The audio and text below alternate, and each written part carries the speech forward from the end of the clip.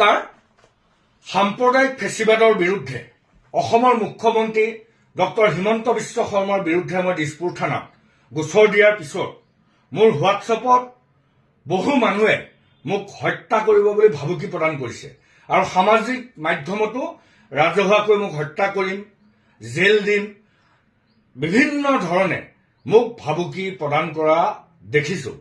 মই স্পষ্টভাৱে এটা কথা জনাই দিব খুজিছো যে মই যোৱা 21 বছৰে জনগণৰ সংগ্ৰামৰ লগত জড়িত হৈ থকা মানুহ আৰু মই এই ধৰণৰ ভয় ভাবুকিলৈ ঘেণ্টাও বেয়া নাপাব। মই এই শব্দটো এইকাৰণেই কৈছো যে আপোনালোকে কোনো মোক ভুল নুবুজিব, মোক খং উঠিছে। মই ঘেণ্টাও বেদান্ত লস্কৰে কাৰো ভয় ভাবুকিলৈ ভয় নকৰো। এইকাৰণে মই সঠিক পথত আদৰ্শগতভাৱে আদৰ্শগত লাইনত আজিৰ তাৰিখলৈকে আছো। আৰু কিছুমানে মোক প্ৰশ্ন কৈছে যে আপুনি হিন্দু মানুহ হৈ মিয়া বা মুছলমানৰ হৈ কিয় এনেকৈ হিমন্ত বিশ্ব শৰ্মাৰ পিছে পিছে লাগি ফুৰিছে। মই স্পষ্টভাৱে কৈ দিব খুজিছো, মোৰ কোনো জাতি ধৰ্ম লৈ মতলব নাই। মই এজন মানুহ। মই প্ৰথমে এজন মানুহ।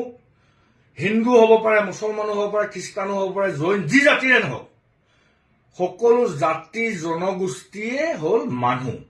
আৰু মই যিহেতু সামাজিক মানুহ, মই মানুহক, হিন্দুৱে হওক বা মুছলমান হওক, মুছলমানেই হওক বা খ্ৰীষ্টান হওক, মানুহক তুচ্ছ তাচ্ছিল্য কৰি মানুহবিলাকক, জাতি জনগোষ্ঠীবিলাকক ভাগ ভাগ কৰি থাকিব আৰু আমি গণতান্ত্ৰিক মনৰ মোৰ নিচিনা মানুহবিলাকে মনে মনে বহি থাকিম, ই কেতিয়াও যদি কোনোবাই ভাবিছে সেই কথা মূৰ্খৰ স্বৰ্গত বাস কৰিছে।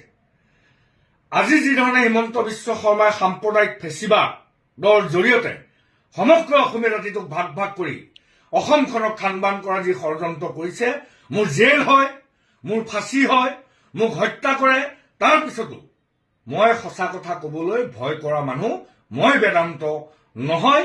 মই সদায় মানুহৰ পক্ষত, জনগণৰ পক্ষত, সমাজৰ পক্ষত থাকিমেই।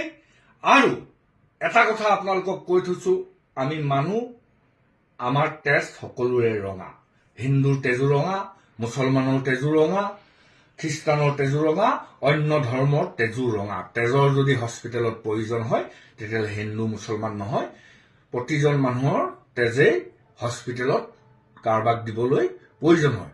গতিকে আমি সাম্প্ৰদায়িকতাবাদৰ বিৰুদ্ধে, হিন্দুত্ববাদৰ বিৰুদ্ধে, ফেচিবাদৰ বিৰুদ্ধে যুদ্ধ কৰি যাম।